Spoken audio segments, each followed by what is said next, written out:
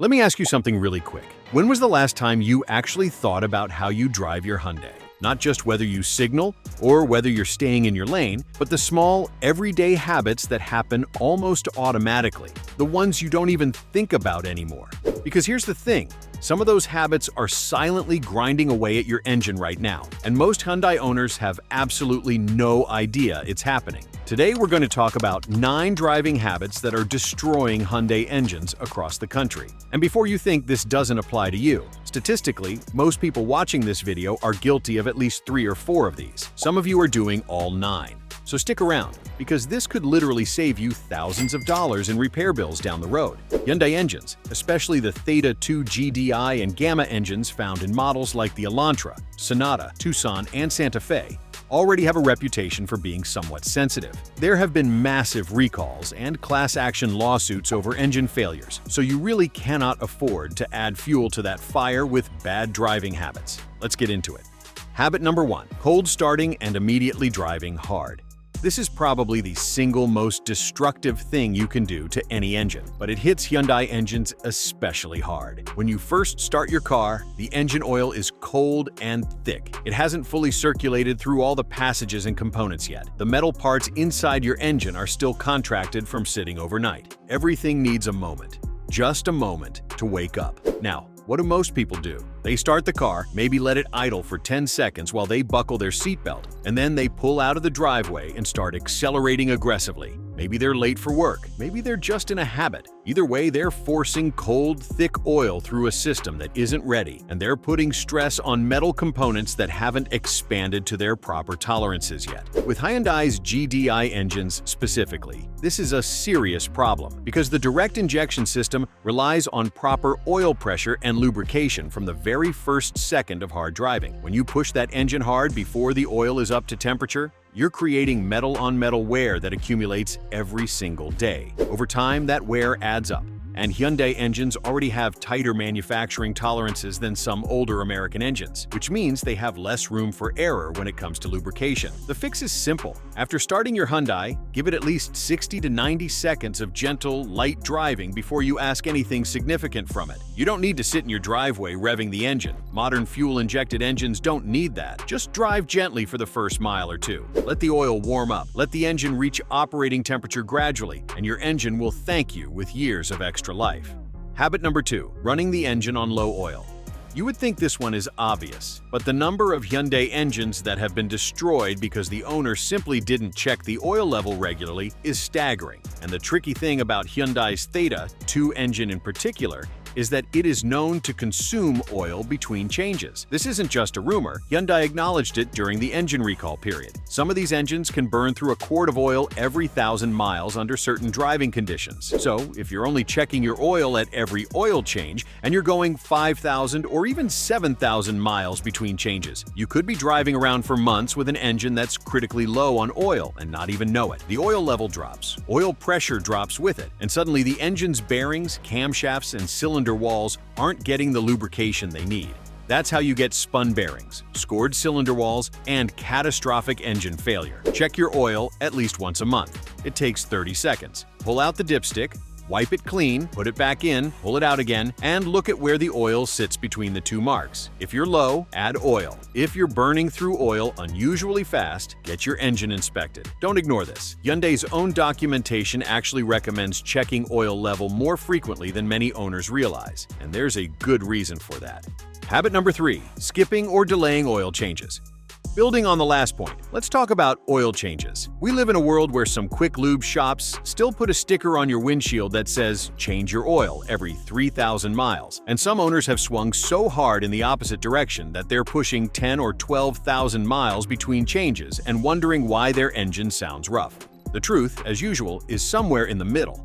And it depends heavily on the type of oil you're using and how you're driving. For most modern Hyundai engines using full synthetic oil, the manufacturer recommends oil changes somewhere between 7,500 and 10,000 miles under normal driving conditions. But here's where people get tripped up. Hyundai also defines severe driving conditions, which includes a lot of stop-and-go traffic, short trips under 5 miles, extreme temperatures, towing, or dusty environments.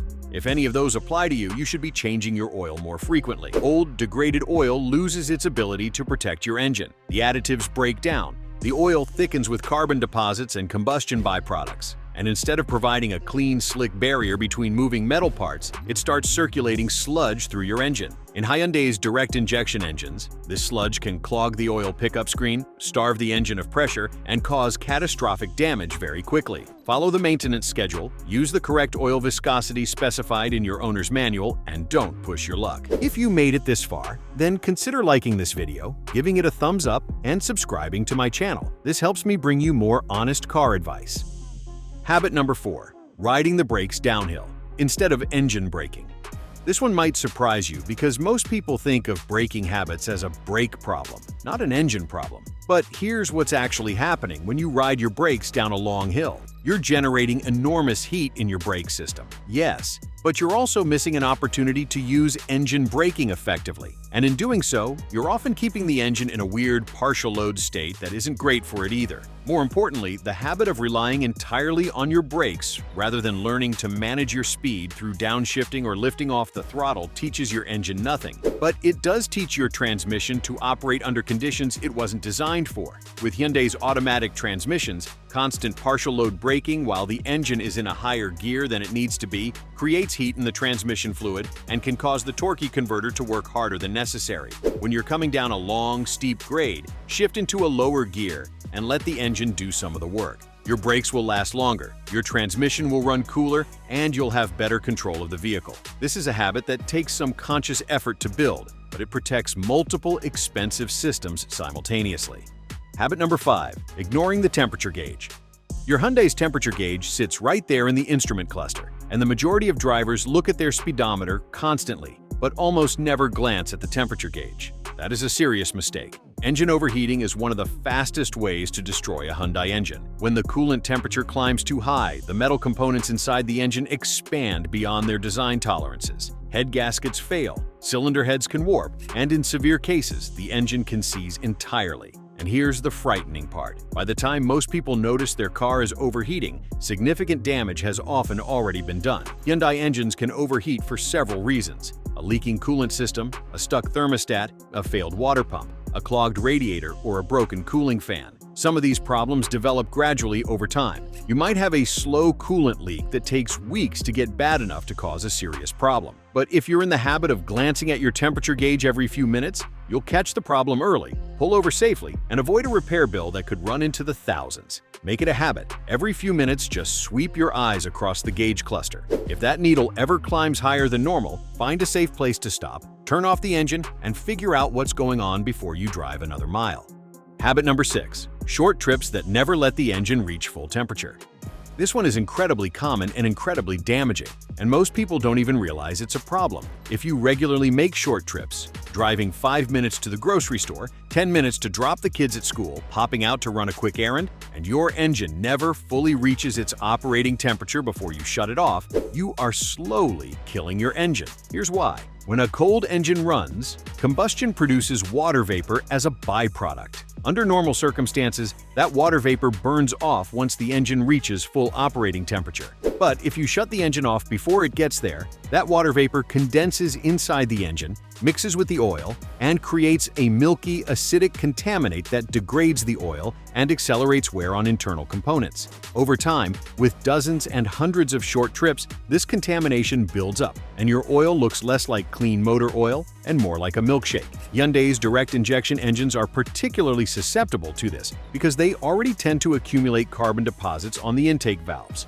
a known issue with GDI engines. Contaminated oil makes that problem significantly worse. If short trips are unavoidable in your daily life, try to combine errands so the engine gets a chance to fully warm up, and consider shortening your oil change intervals to compensate for the increased wear. Habit number 7. Aggressive revving and high RPM. Driving on a cold engine.